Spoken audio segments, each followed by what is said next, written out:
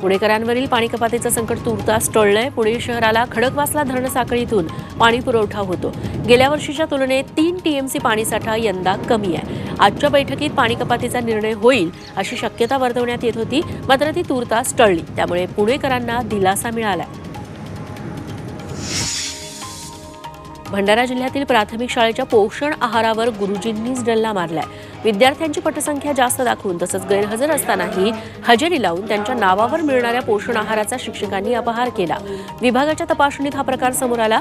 याची चौकशी करून निलंबनाची कारवाई करणार असं शिक्षण सभापतींनी सांगितलंय।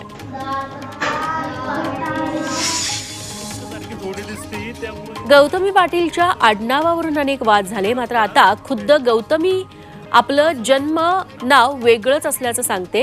नुकतंच गौतमी पाटीलचा पुणे जिल्ह्यातल्या जुन्नरमध्ये कार्यक्रम झाला। या कार्यक्रमाला तिच्या चाहत्यांनी तुफान गर्दी केली। यावेळी गौतमी सारख्याच अमृत नोनी आर्थो प्लस, ये एक प्रूवन फॉर्मूला है। इसमें मौजूद नोनी फल के गुण और आयुर्वेदिक जड़ी बूटियां शरीर को जरूरी पोषक तत्व देने के साथ साथ हड्डियों और जोड़ों के घिसने, उनमें होने वाले सूजन और दर्द को रोकने में मदद करता है। दर्द मुक्त जीवन के लिए अमृत नोनी ऑर्थो प्लस। दिसणाऱ्या एका चाहतीनं तिची भेट घेतली। यावेळी गौतमीने सर्वांना तिचं खरं नाव वैष्णवी असल्याचं सांगितलं।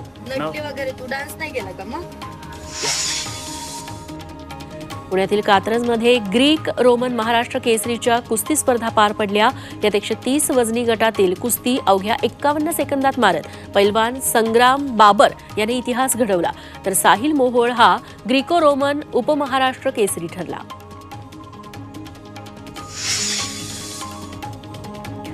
मुख्यमंत्री एकनाथ शिंदे यांनी साताऱ्यात उदयनराजेंची भेट घेतली। यावेळी मुख्यमंत्र्यांनी उदयनराजेंना वाढदिवसाच्या शुभेच्छा देत त्यांना तलवार भेट दिली। उदयनराजेंनीही लगेचच ती तलवार म्यानातून बाहेर काढत उंचावली।